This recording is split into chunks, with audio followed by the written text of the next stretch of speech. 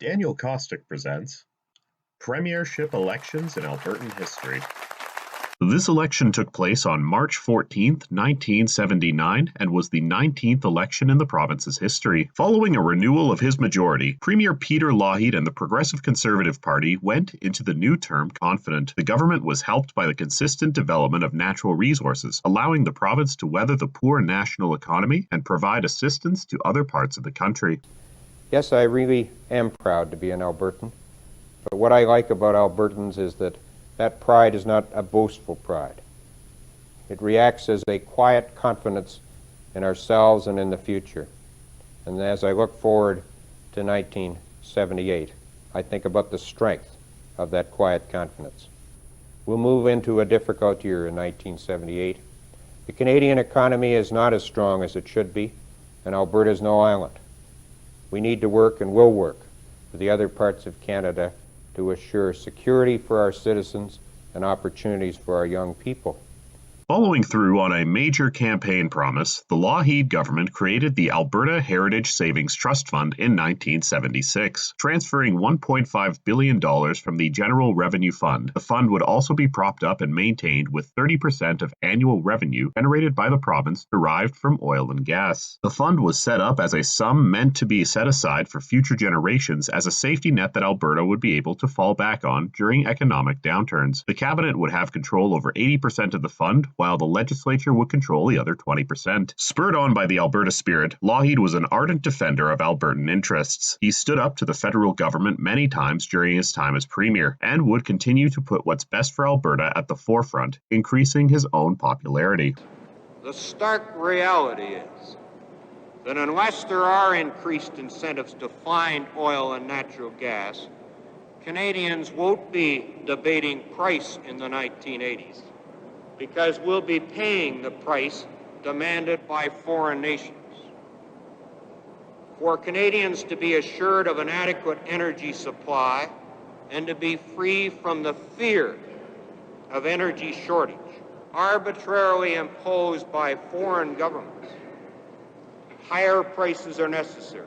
Following the humiliating results of 1975 and failing to win his own seat twice, Werner Schmidt resigned as leader of Social Credit and was replaced by Robert Clark, former Minister of Education and MLA for Old Stidsbury. Despite being personally popular, much like Schmidt, Clark was unable to do much to stave off the growing popularity of the PCs. Much like the Manning days of Social Credit, Lougheed had turned Alberta back into a virtual one-party province. The NDP, in contrast to 1975, saw a jump in its popularity due to the provincial Liberal Party facing consistent hits. Grant Notley, MLA for Spirit River Fairview, remained as leader of the party and had seen his personal popularity grow. Not being directly linked to the federal government had also proved beneficial. With the moderate rebound in the previous election, the Liberals had fought back from the political fringe. Despite still being outside the legislature, the party continued to keep Nicholas Taylor on as party leader. The party fortunes continued to suffer as the federal Liberal Party was so highly unpopular in the province, and the party faced challenges by association. This was not helped by the fact that the Liberals had made a mess of the federal economy, which Alberta was only barely fortunate to get through with little damage. During the campaign, the PCs enjoyed high popularity after the government had followed through on many campaign promises alongside the popularity of Lougheed. With how Lougheed's popularity was trending, many comparisons were made to the peak of the Manning government, and the popular phrase to use was 79 in 79. This is a hearkening to the 1963 election, where the Social Credit Party campaign ran the phrase 63 in 63. And here are the results.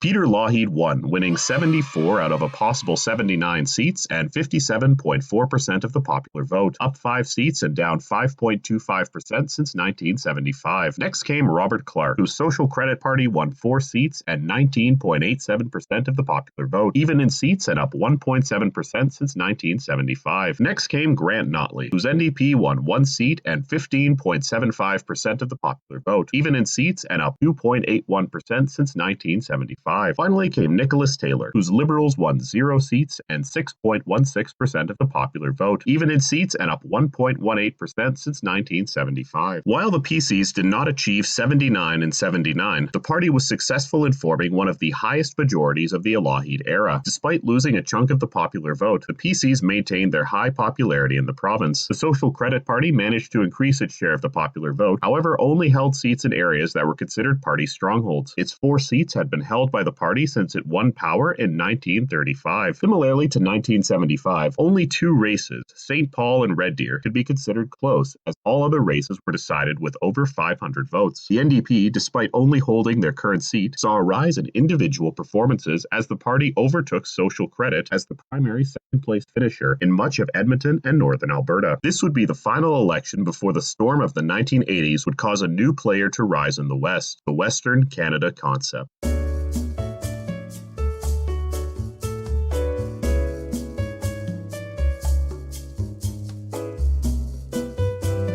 I'll see you in the next one.